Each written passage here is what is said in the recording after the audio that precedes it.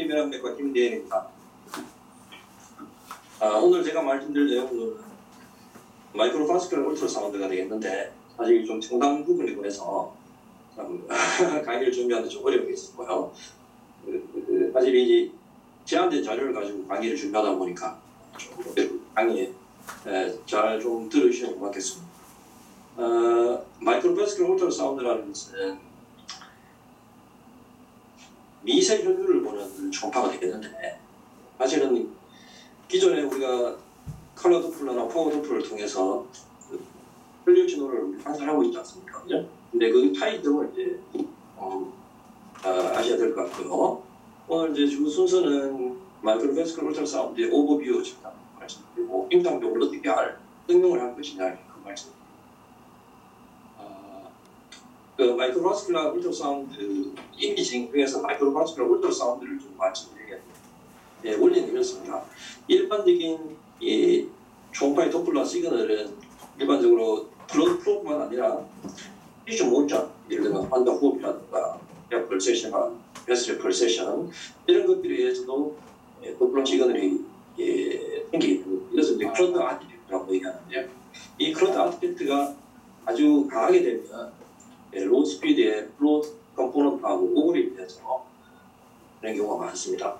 일반적인 이런 크런트 시그널을 줄이기 위해서 컨벤셔널 도플러 테크닉으로는 물 필터라는 개념을 사용합니다. 여기 보시는 바대로 일정한 컷오프 프리퀀시를 정해놓고 일정 주파수보다 낮은 신호를 모두 같이 서퍼레이션을 시키는 그런 방법입니다. 그러다 보니까 이 티슈에서 오는 크런트 아티팩트와 마이크로파스칼 플로우가 같이 표준되어 버리는 단점입니다. 그래서 이 마이크로파스칼 플로우 울트라사운드라는 것은 이 필터를 기존의 필터가 아닌 디멘저널 필터라는 걸 사용해서 이 티슈에서 오는 크런트 아티팩트는 시키지만 마이크로파스칼 플로우는 유지시키는 그런 효과를 가지는 것이 바로 마이크로파스칼 울트라사운드가 되겠습니다. 그래서 컨벤셔널 도플러 이미징에서는 혈류 진호가 이렇게 큰 혈관이 다 잘 보이는데 테마에 같은 마이크로파스칼 울트라사운드에서는 보시다시피 끝까지 미세 혈류까지 볼 수 있다는 그런 장점이 되겠습니다. 이거 한번 보시게 되면 일반적으로 2D 모드와 컬러 도플러, 파워 도플러, 그다음 SMI 순서로 한번 보시면요. 처음에 컬러 도플러를 보시게 되면 이렇게 되고 파워 도플러 이렇게 되면 이 정도까지 보이지 않습니다. 큰 것을만 보이는데 SMI 모드를 켜면 이렇게 아주 마이너트한 묘지까지 보이는 그런 것이 바로 이런 마이크로파스칼 울트라사운드는 사실 몇 회사에서 지금 적용을 하고 있는데요. 지금 현재 캐논에서 가장 많이 진전이 된 것 같습니다. 그래서 캐논이 제작진 노시파 회사에서부터 스컬브 마이크로파스칼 이미징이라는 SMI를 개발해서 탑재를 후에 필립스라든가 삼성 메디슨에서 비슷한 형태로 지금 A&D급에서는 탑재가 되는 겁니다. 하지만 앞서 말씀드린 대로 이것이 결국 밴드 스페시픽한 어댑 필터, 그러니까 필터를 뭘 필터를 어떤 것을 사용하느냐 그게 아마 기술적인 것 같고요. 거기에 따라서 어떤 마이크로파스칼 플로우를 디텍션하는 센시티비티가 차이가 나는 것 같습니다. 그래서 현재 여러 회사 중에서 캐논이 아마 가장 기술력이 앞서 나가는 것으로 저는 개인적으로. 그래서 오늘은 주로 캐논에서 하고 있는 SMI에 대해서 주로 말씀드리겠습니다. 이것은 도시파 메디칼 예전에 우선 공부 자료 중에 하나인데 여기 보시면 seeing the unseen, 그러니까 보이지 않는 것을 보게 한다 이런 의미로 보여줍니다. 이러한 SMI의 모드는 세 가지 모드로 구성되어 있는데요. 첫 번째는 모노크롬, 그리고 두 번째는 컬러, 그리고 세 번째 3D가 있습니다. 모노크롬 SMI는 가장 좌측에 보이는데 2D 이미지가 보이지 않습니다. 2D 이미지는 없고 어떤 마이크로파스칼 플로우 시그널만 보여주는 것을 모노크롬이라고 하고, 컬러 SMI는 2D 이미지가 있고 그 위에 컬러 시그널이 입혀지는 것이죠. 일반적인 우리가 도플러나 파워 도플러 비슷한 도플러와 비슷한 그런 개념이 되겠는데 좀 더 미세 혈류까지 보여주는 것이고요. 3D SMI는 3차원적인 구조를 보여주는 이런 특별한 경우가 있어요. 그런데 일반적으로 컬러 SMI는 좀 더 보기는 편하지만 좀 더 센시티브한 거는 모노크롬 SMI가 좀 더 센시티브한 겁니다. 하지만 모노크롬은 이제 병변을 정확히 알 수 없기 때문에 듀얼 모드를 써서 봐야 되는 단점이 더 이런 SMI의 장점은 비교적 프레임 레이트가 떨어지지 않고 미세율을 진단하는 데 아주 레졸루션이 좋습니다. 그리고 모션 아트팩트는 기존의 컬러 도플러에 비해서 상대적으로 적은 것이 장점이 되겠습니다만 이런 모노크롬 SMI 같은 경우에는 듀얼 커서를 사용했고 리얼타임 클립을 보통 찍어서 나중에 판도를 하지만 뭐 여러 가지 가리아 분쇄시에가 무거운 것들 환자 블리딩에도 좀 영향을 받을 수가 있기 때문에 중요한 부분을 볼 때는 항상 호흡을 이런 것들이 좀 중요한 점인데 무엇보다도 플로 디렉션을 알 수 없다는 것이 단점이 될 수 있겠습니다. 지금까지 이제 인트로덕션 개념으로 말씀드렸고 지금부터는 SMI를 어떻게 임상적으로 적용할 것이냐는 말씀드리겠습니다. 그러니까 SMI라는 것은 마이크로베스큘러 프로를 보고 병을 진단하는 부위라면 어디든지 머리 끝부터 발끝까지 다 진단에 도움을 받을 수가 있습니다. 주로 세 가지 카테고리로 나눠서 보면 종양성 질환에 있어서는 종양 내부로 들어간 혈관, 신생혈관에 종양의 테스트를 가지고 병을 진단하는 데 도움을 받을 수가 있고 염증성 질환의 경우에는 디지털 리버티를 안에도 도움됩니다. 예를 들어서 아주 로우 그레이드 인플레이션 같은 경우에는 비전 컬러 도플러나 파워 도플러는 혈류신호가 보이지 않습니다만 SMI 통해서는 볼 수가 있는 장점이 되어 있습니다. 그 외에 이스케미아나 네크로시스 같은 경우는 사용할 수 있고 하나씩 살펴보도록 하겠습니다. 산부인과 영역에서는 플라센타 블러드 플로우를 이베레이션하는 도움을 받습니다. 그래서 일반적으로 영국 초음파 산부인과에서는 이런 초음파를 통해서 컨벤셔널 도플러를 보면 플라센타 플로우를 보는데 제한점이 있습니다. 왜냐하면 일반 무브먼트가 있기 때문에 아트백이 생깁니다. 하지만 SMI를 통해서 보면 이런 상대로 적고 플라센타 플로우를 자체적으로 하죠. 실제로 3D SMI를 통해서 노멀 플라센타가 이렇게 보이는데 플라센타 인서피션시 것이 일단 메탈 그로스 반대쪽은 모니터 반대 사용할 수 있고 소아과 영역에서는 VU 리플럭스를 진단하는 데 도움이 됩니다. 일반적으로 VU 리플럭스를 진단하는 인베이시브한 시스토그래피를 보통 사용하고 레디에이션 엑스포즈가 되는 단점이 있을 수 있는데 이 스마일 상황이 되면 그런 단점 없이 리플럭스를 진단하는 데 도움을 받을 수 있습니다. 이것은 키드니에서 펠비스에서 컬렉팅 시스템으로 공유가 되는 실시간 확인할 수가 있고요. 블레드에서 디스탈 블레드 쪽으로 공유가 되는 리버스 프로를 관찰함으로써 뷰 리플럭스를 진단하는 데 도움을 받을 겁니다. 다음 머스크로 스케탈 디지에도 활용할 수가 있습니다. 이 경우에는 보통 로우 그레이드 인플레이션을 진단하는데 일반 컬러 도플러나 파워 도플러에서는 보이지 않는 혈류 신호를 관찰할 수 있습니다. 예를 들면 시노비얼 하이퍼트로피라든가 프로바이티스 때 일반 컬러 도플러나 파워 도플러에서는 혈류 신호가 적용하고 있습니다.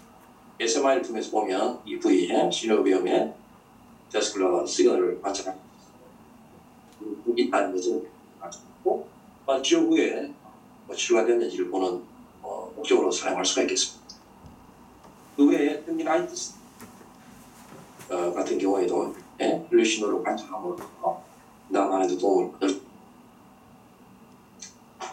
다음 카디오베스큘라 디지에도 활용할 수 있는데 이 하나가 에어틱 애뉴리즘, 앱도미널 에어틱 애뉴리즘의 엔도베스큘라 엔젤 리페어를 하는 환자, 그러니까 스텐트를 넣는 환자에서 볼 때 혹시 엔돌리크가 있는지를 볼 때 인저그래피와 이 센스티브하게 센스티브가 비슷하게 엔돌리크를 진단할 수 있다고 되어 있습니다. 예를 들면 그것은 이제 에어틱 애뉴리즘의 안에 스텐트가 삽입되는 것이고요. 이제 MR을 통해서 주변으로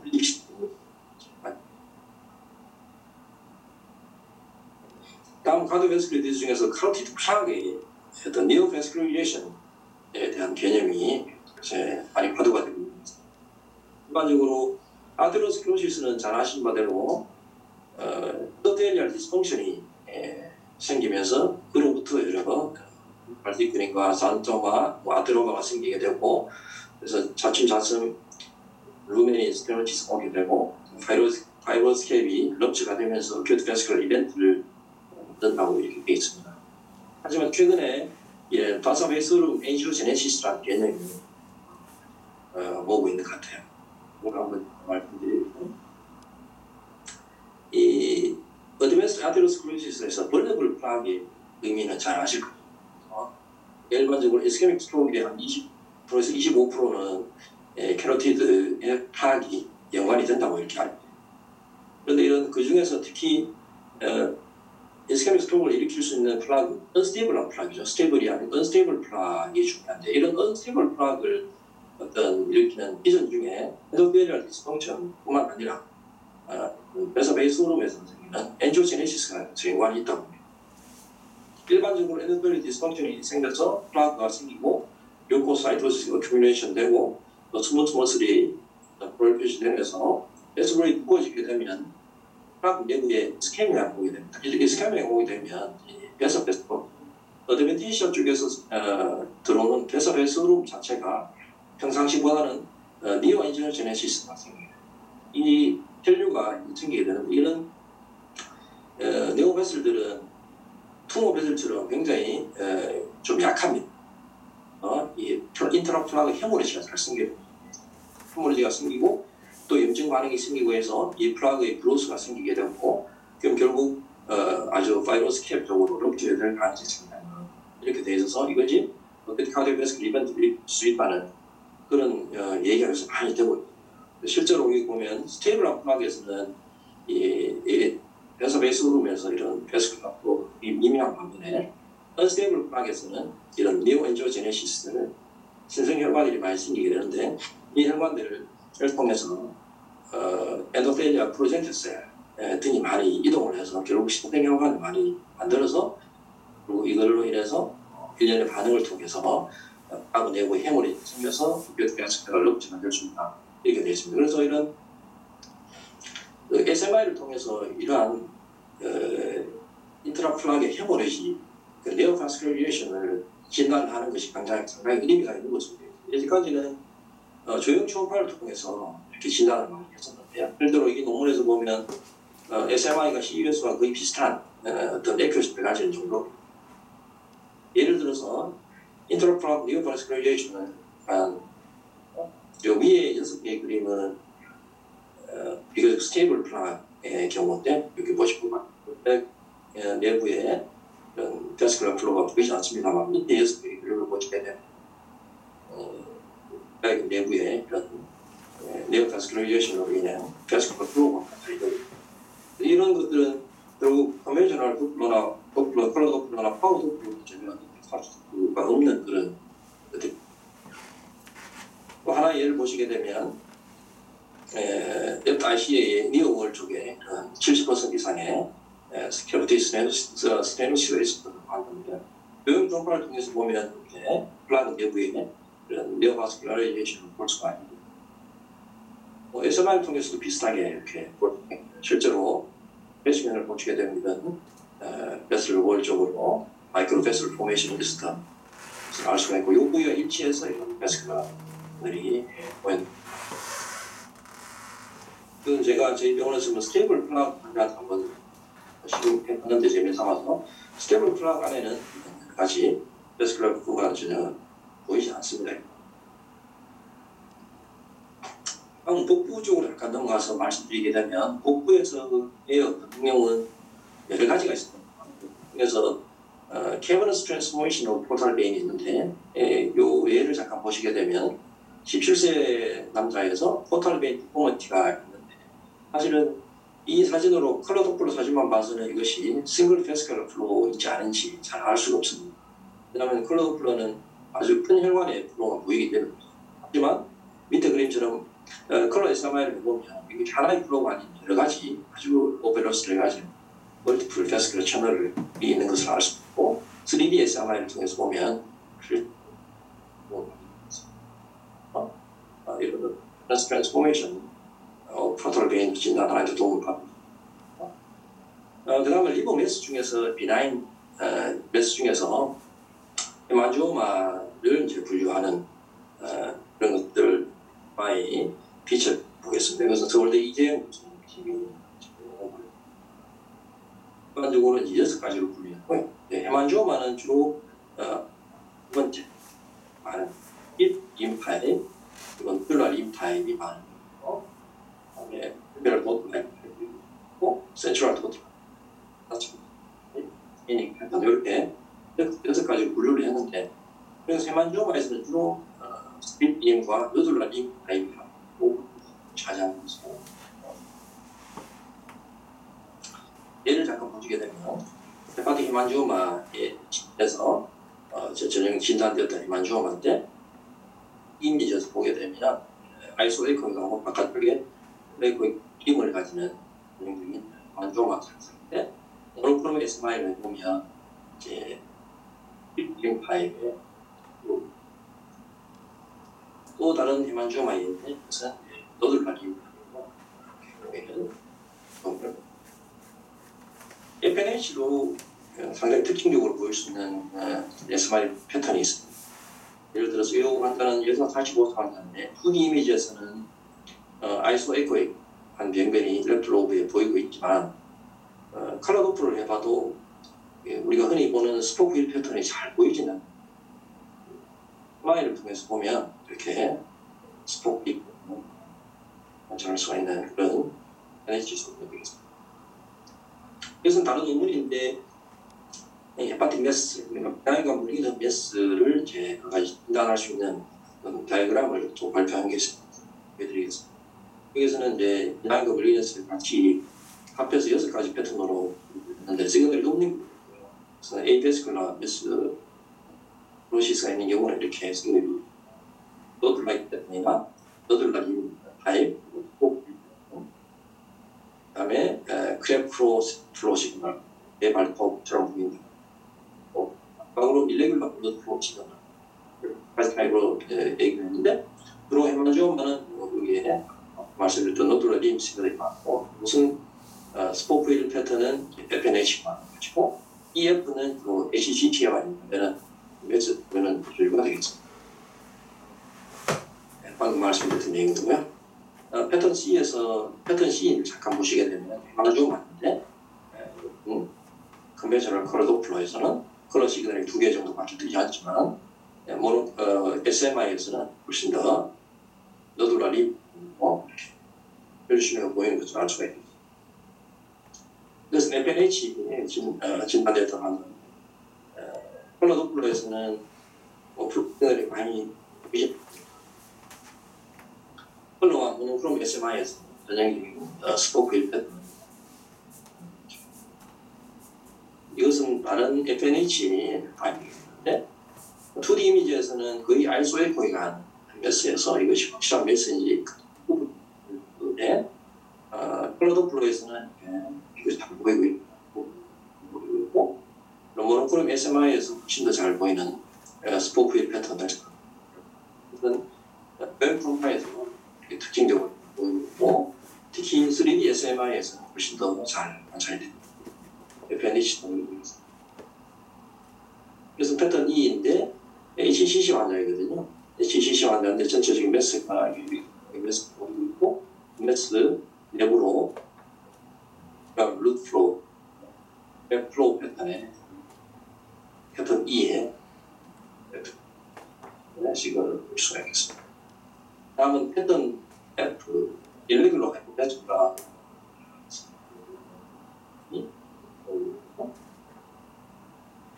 이것은 이뮤노히스토리 케미컬 스캔을 해보면 HCC 엔도텔리움에 보통 발현이 되는 CD34가 양성으로 이렇게 보이는 것을 알 수가 있는데 이전에 센파와 리필 모두 베슬 덴시티가 높아져 있는 것을 알 수가 있습니다.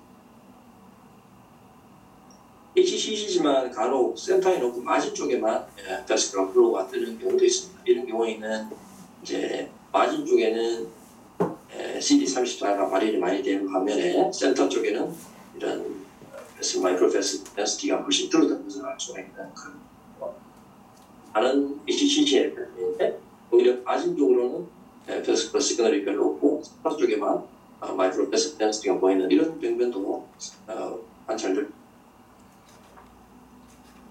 HCC 같은 경우에는 SMI로 HCC를 진단하는 데 그치는 것이 아니라 치료 후에 경과 관찰에도 도움을 받을 수 있습니다. 예를 들어서 HCC를 TAC로 치료한 다음에 레지듀얼 HCC나 리커런트 HCC를 진단하는 데 있어서 SMI가 다른 컬러 도플러와 비교해서 어떤 효과가 있는지 베네핏이 있는지를 보는 연구가 되겠습니다.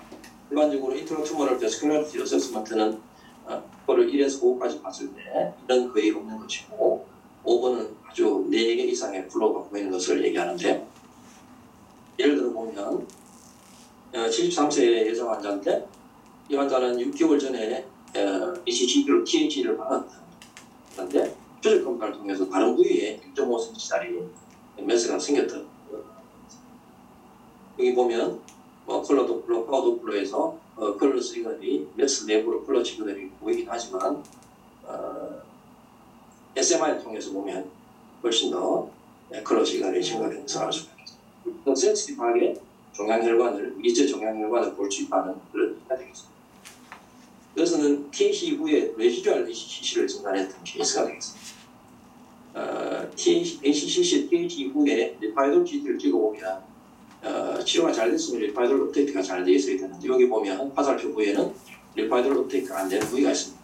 이 환자한테 MRI를 찍고 그 부위에 동맥기 조형이 되는 것을 알 수 있고 CU에서도 보면 동맥기 조형이 되는 HCC가 레지듀얼 HCC가 있는 것을 알 수가 있습니다. 이 환자한테서 컬러 도플러, 파워 도플러 해보니까 이 종양 내부로 혈류 증후가 없지만 이런 마이크로벤스크럴 울트라사운드를 해보면 종양 내부에 증가된 걸 알 수가 있어서 레지듀얼 HCC 진단에도 마이크로벤스크럴 울트라사운드가 도움이 된다는 것을 알고 있습니다. 지금부터는 소화관 질환 몇 가지 말씀드리고 마치도록 하겠습니다. 림포마 진단에도 이렇게 보조적인 수단으로 도움을 받을 수가 있겠습니다. 이런 터미널 이홈 MS가 있었던 웹에서 1년 림포마 진단이 되어 있습니다. 터미널 이홈 쪽에 이런 2D에서는 하이퍼 에고익 매스가 있고 컬러 도플러에서 시그널이 거의 미미하지만 컬러 SMI나 모노크롬 SMI를 통해서 보면 종양 내부에 케이오틱한 종양혈관이 관찰됨을 알 수 있습니다. 다음 인젝셔스 콜라이티스 때도 활용을 할 수가 있습니다. 그래서 여자 환자이고 설사를 통해서 왔는데 현미포론의 장벽 비유가 많이 심하지만 일반적인 컬러 도플러나 파워 도플러에서는 컬러 시그널이 많이 증가되지 않습니다. 이 SMI를 통해서 해보면 이렇게 컬러 SMI에서 컬러 시그널이 많이 증가되어서 통증이 심하게 있는 것을 알 수가 있고 그 후에는 베스큘러리티 소실된 것을 보고 확실하게 치료가 됐다는 것을 알 수가 있겠습니다. 같은 환자에서의 컬러 도플러이고 이것은 이 미세류는 훨씬 더 공격합니다. 그리고 림프노드 영양증부터에서 보면 일반적으로 컬러 도플러에서는 할륨에 플로가 되지만 SMI를 통해서 보면 훨씬 더 컬러 시그널이 증가됩니다. IBG에서 디지즈 액티비티를 진단하는 데 도움을 받을 수가 있겠습니다.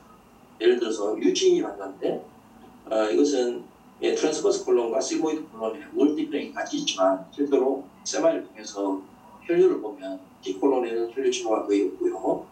시그모이드 콜론에는 혈류 신호가 많이 증가된 것을 볼 수가 있어서 이 환자 대장 내시경을 통해서 보면 시그모이드 콜론에 주로 국한된 시그모이드아이티스 환자로 진단되고 SMI를 통해서 미제 혈류를 관찰함으로써 어떤 이 시그모이드 콜론의 디지즈 액티비티가 있다. 다음은 크론 디지즈 액티비티 진단에 도움을 받을 수가 있는데 이병 쪽에 그 지금 환자 얼서 같은 게 보이고 있고 그 부위에 일단 컬러 SMI 상에서 컬러 시그널. 제가 경험했던 케이스인데 이 환자는 2008년에 액티브 크로니티스 아까 비교적 강에서 나왔던 그런 환자 케이스인데요. 8년에 액티브 크로니티스로 진단되었던 환자이고 그 다음에 리미션이 돼서 제 병원에서 빠르고 19년 3월 달에 그때는 증상이 전혀 없이 총파를 해봤습니다. 그때 보면 어센딩 콜론에 무조가 일부 소실된 대칭 비교가 있습니다만 환자는 전혀 증상이 없었습니다. 아마 이것은 파이브치스 때문에 당시 해당 미싱탕에서는 인액티브 스테이지는 리미트된 상태라고 합니다. 컬러 시그널에서 도플러에서 시그널이 전혀 컬러 시그널 증가되어 있지 않습니다. 환자가 2021년 8월 달에 급성 악화돼서 왔습니다. 그래서 이때는 이제 스트레이트 펄스 테라피를 진행했었는데 이때 보시게 되면 같은 병변에 2D 컬러 도플러 이미지상에서 컬러 도플러에서는 혈액진화가 증가가 되어 있지 않습니다만 모노크롬 SMI를 통해서 보면 잘 보이는지 모르겠습니다. 가려져서 보이는데 이게 모노크롬 SMI에서 이 부위에 마이크로베스큘라 시그널이 있고 대장 이식을 통해서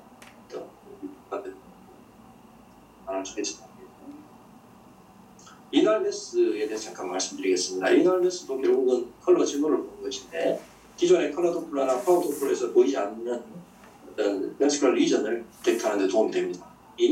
이런 시스틱 리널 투모의 진단에 있어서 하게 됩니다.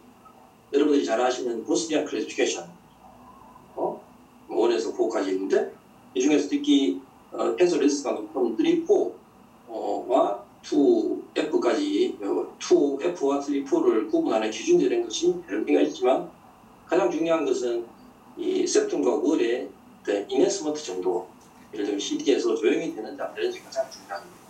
근데 이제 SMR을 통해서 이 septum이나 월의 미세일 신호를 보면서 이제 2F에서 3, 4를 구분하는 기준을 삼는 실제로 보시게 되면 보스니안 클래스 1,2는 SMI에서 컬러 도플러나 SMI에서 이렇게 다 컬러 시그널이 혈액신호가 되지 않습니다. 하지만 이거 5F, 3, 4가 되는데 특히 3, 4를 잠깐 보시게 되면 일반 컬러 도플러에서는 아주 미세한 혈流받게 되지 않습니다. 뼈 프로파일을 해보면 인핸스가 잘 뼈과 뮤랄 노들과 septum 쪽으로 혈액신호 증가가 있는 것을 봤는데 이 환자에서 SMI를 보면 거의 CES와 비슷하게 보고 septum과 월 쪽으로 혈액신호 증가가 있는 것을 봤고 마찬가지로 보스니안 4에서도 마찬가지입니다. 그래서 결국 시스템 일반 메스의 진단에 있어서도 조형 초음파와 거의 비슷한 정도로 혈액신호 미세 혈액신호 증가 있는 것을 나타나면서 보스니안 클래시피케이션을 하는 거 실제로 시스틱 리널 투모에서 이런 컬러 도플러와 CUS의 보스니안 클래시피케이션에 있어서 이들을 보면 컬러 도플러는 76%밖에 되지 않지만 SMI는 거의 94% 정도로 CUS와 거의 비슷한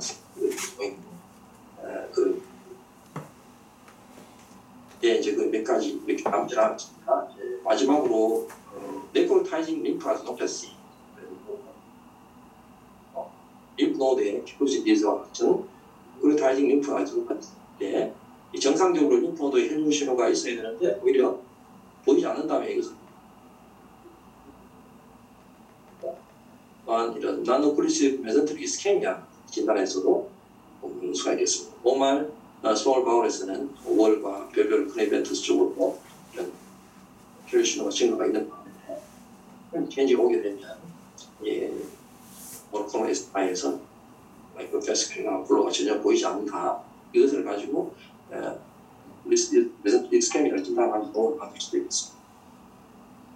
오늘 제가 장황하게 말씀드렸는데 이제 결론을 말씀드리겠습니다.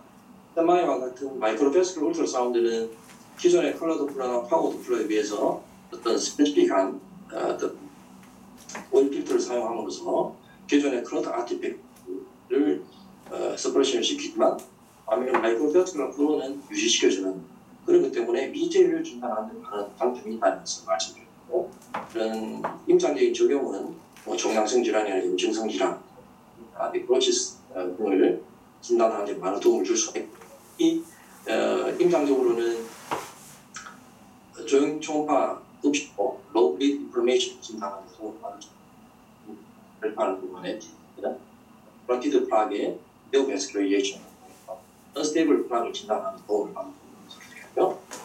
복부에서도 하이포베스큘러 리버 리전, FNH나 헤만지오마, HCG와 같은 진단하는 데 도움을 줄 수가 있고, 또한 유리날 투머의 진단에서도 도움을 받습니다. LV의 디스 액티비티를 진단하는 것, 그 외에도 심혈관계, 과잉행위로 진단에 도움을 받고, 오늘 말씀은 안 드렸지만 브레스트 메스나 브레이드 메스에 실제로 도움을 주고 있고 현재 많이 응용이 되고 있는 걸 알고 있습니다. 이상으로 제 강의를 모두 마치겠습니다. 예, 좋은 강의 감사드립니다. 질문 있으시면 부탁드리겠습니다.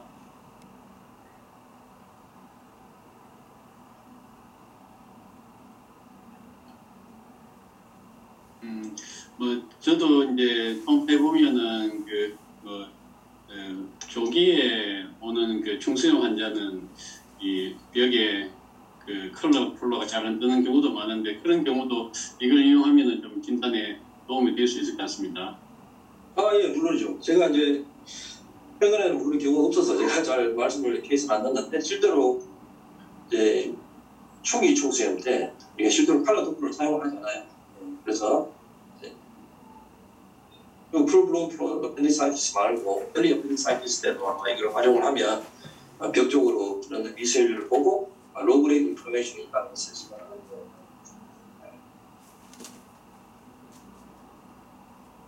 김대진님 들리십니까?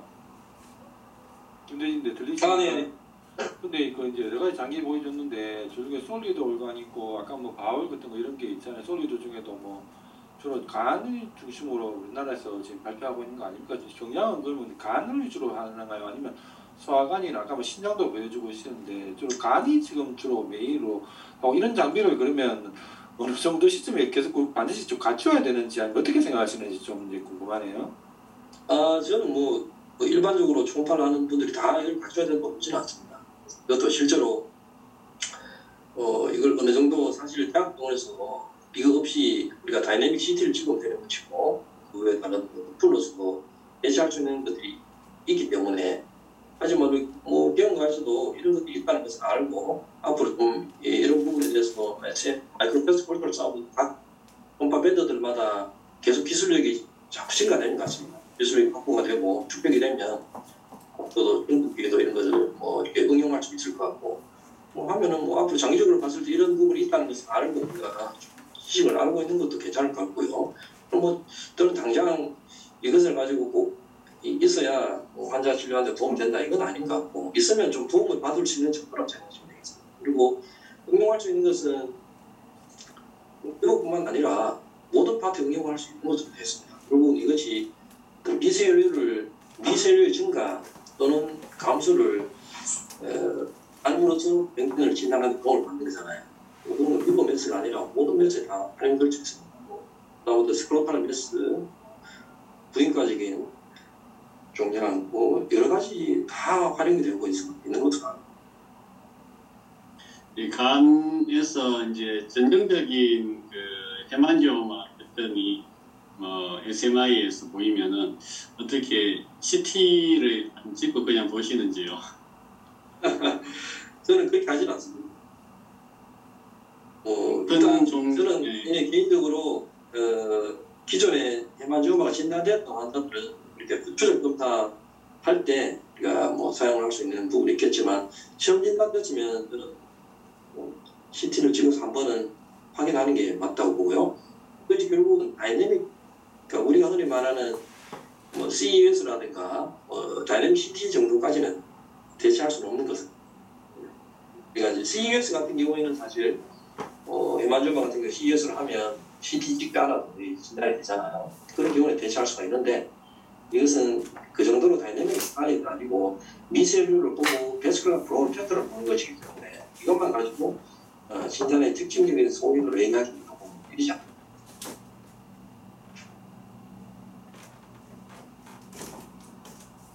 예, 어려운 내용 잘 발표해 주셔서 많은 도움이 된 것 같습니다. 감사합니다. 예. 그리고 오늘 정례 김대진 과장님 좀 부탁드릴게요.